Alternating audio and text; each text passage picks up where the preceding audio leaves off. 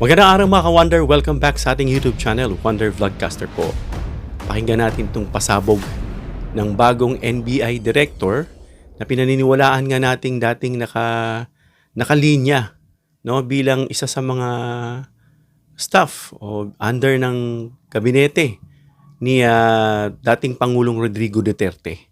At ito yung bagong NBI Chief ngayon o Head or Director na siyang sinasabi nga nila baka mamaya mag-hold back yan. Siya rin yung nagsabi, if I'm not mistaken mga ka-Wonder, kung natatandaan ko pa, no, na tinawag niyang bratinela itong si Sara Duterte. So meron itong interview dyan sa isang channel, Billionaire Channel, na kung saan sinabi niya na itong 18 Marines, no, alam naman natin kung ano yung background ng iba dyan, na some of those na naka-assign kay Zaldico ay hindi naman pala naka-assign kay Zaldico mga ka-Wonder. Ipagtatahi-tahi, tagpiin natin.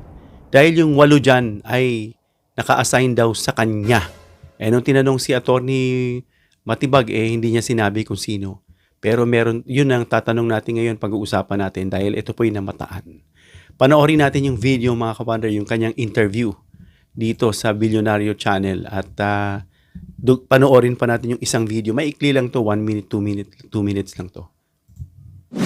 Rin po kaming nauna pang sinabi na kanilang pinapagingan na nakuha namin nung Friday po, na sinabi na yung sa 18 yan, yung 8, hindi naman naka-assign kay Zaldico, naka-assign sa kanya. Sino po si kanya? Hindi ko lang po pwede pang i-reveal Okay, yung personality. let's repeat that, sir. Among the 18, Among the 18, yung 8 sa kanya po naka-assign, hindi po kay Zaldico. assigned to someone else. Opo. Okay. Okay, sabi rin ni Attorney Matibag nung tinanong siya, among the 18, yung 8 was not assigned to Zaldico. It was assigned to who? Sabi ng babae. Hindi niya masabi ni Attorney Matibag siguro para hindi maantala yung kanilang pong mga ginagawang operasyon or investigation. So ni-rephrase ulit, no? So assigned to someone else. Now, sino yung someone else na yan mga ka-Wonder? Na yung 8 sinasabing 18 Marines dyan, mamaya pag-uusapan natin kung talagang 18 Marines yan mga yan, bastan yan. Panoorin naman natin itong isang maikling video, siguro mga wala pang 1 minute ito. At tignan nyo yung sinasabi.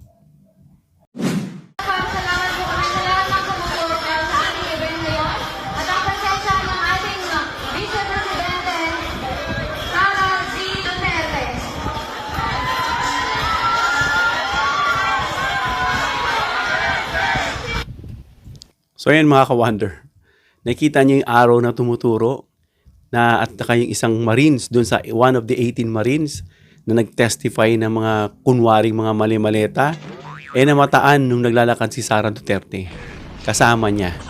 So dyan, pag-uusapan natin, anong ginagawa nung isa sa Marines na yun o ilan dyan mga ka-Wonder. So yun nga sinabi ni Attorney Matibag, wasn't Attorney Matibag referring to Sara Duterte? Kaya hindi niya masabi. Kasi sabi niya, 8 among the 18 Marines. No? Marines. 8 na mga Marines were not assigned to Zaldico. It was actually assigned to who? No, someone else. Was Attorney Matibag, when he stopped, he didn't mention that someone. Was he referring to Sara Duterte?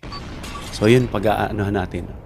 So alam natin na itong mga 18 Marines na ito ay iniimbestigahan, chine-check yung kanilang credibility, identity at background. No? At natagpuan mga ka-Wonder na some were found not to be real Marines.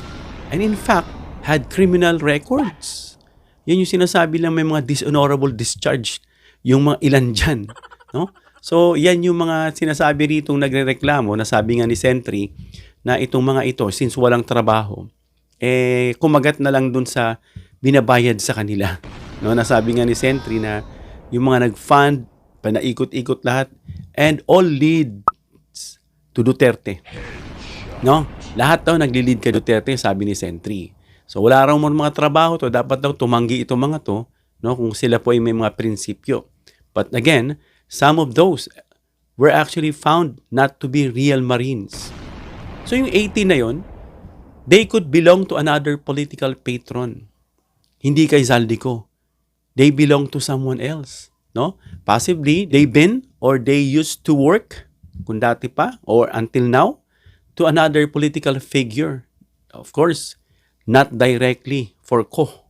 Yan yung sinasabi, no? Kasi nga yung mga security personnel, yung mga bagmen na nai-issue ngayon sa scandal na yan, in political networks, sometimes shared or seconded between politicians.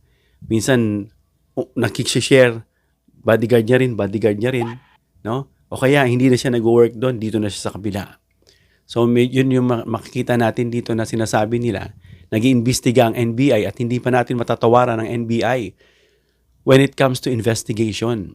Kaya maingat po sila nagsasabi. But then again, when Attorney Matibag, no, was about to mention the name because the host was trying to ask him who that person is, he was referring to. And then sabi niya, the 8 was not actually assigned to Zaldico. It was actually referred to that person.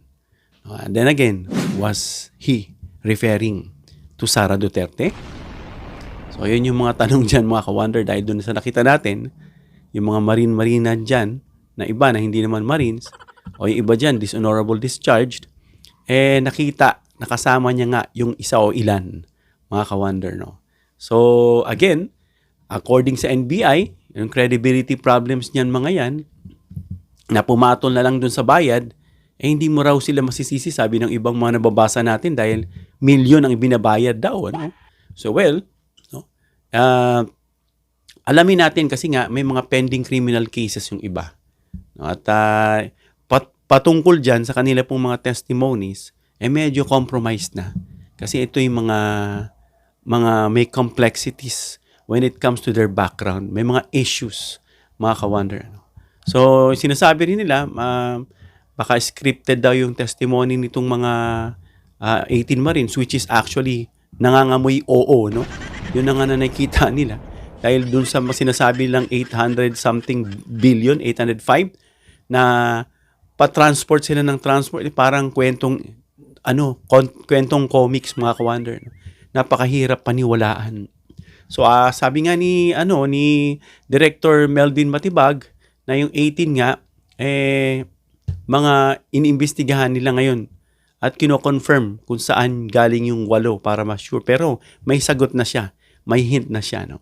Siyempre, of course, they have to work on this, carefully para hindi sila magkamali. Dahil nga dyan, mga ka-wonder, ay inaalam kung sino yung brain or brains sa pag-organize sa mga witnesses na ito na nakikita nga dyan sa mga video. Nakita natin, hindi sila matatalino.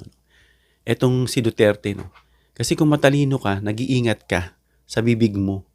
Sabi nga lang, isda nahuhuli sa bibig sa kanyang mga pagkakamali.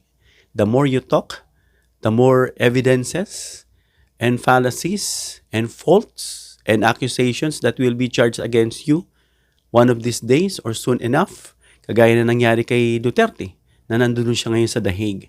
Anong ginamit? Yung kadaldalan niya po dyan sa social media, no? Na mga sinasabi niya ay ginamit against him. Ganon din to si Sara, no? Hindi masyadong nag-iingat kung ito nga ay ang tinutukoy ni Atty. Matibag at kumpirmado, no? Pagpalagay natin kung ganyan. Mukhang hindi sila nag-iingat dahil talagang makikita yan dahil may camera po, mga ka-wonder, at naka-record yan sa YouTube. Talagang makikita ng mga tao.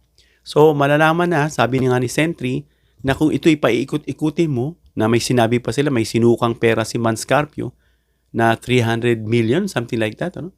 150 million kay Mike Defensor. Wow, laki. No? And then, I heard 10 million kay Atty. Matibag or 50 million, not Matibag, Baligod. And then, dun sa mga Marines. No? So, kung daw yan ay titignan, kung umiikot yung istorya, it only leads dun sa sa pangalang Duterte. So, nabibisto na, mga ka-wonder, sa mga videos, sa mga investigation ng NBI, ay nabubuko sila, no? Kumbaga, nagigisa sila sa sarili ng mantika. PBBM is actually performing peacefully, effectively, pumupunta sa ibang bansa. And then, the other side, they're trying to discredit, to destabilize, to oust PBBM. And it is like They wanted PBBM to dance in their own music. No? Ano nangyari? Sila tuloy ang sumasayaw sa sarili nilang musika at na nagpiprito sila sa sarili nilang mantika, mga ka-wonder. Ang tanong again, was Attorney Matibag, Melvin Matibag, referring to Sara Duterte when he mentioned about the 8 Marines na were not actually assigned to Saldico and were actually assigned to someone else? Was that someone else Sara Duterte? Hanggang dito lang tayo, mga ka-wonder. Comment down below your opinion para mabasa natin. Please give me a thumbs up if you like this video para ma-introduce ni YouTube sa iba pang viewers. Please share this video para malaman nila kung sino yung sinasabing 8 out of 18 Marines that were not actually assigned to Zaldico but were assigned to someone else. Please subscribe, hit the notification bell icon, and choose all bilang suporta sa aming mga content creators. Hanggang sa muli, mga ka-wonder. God bless.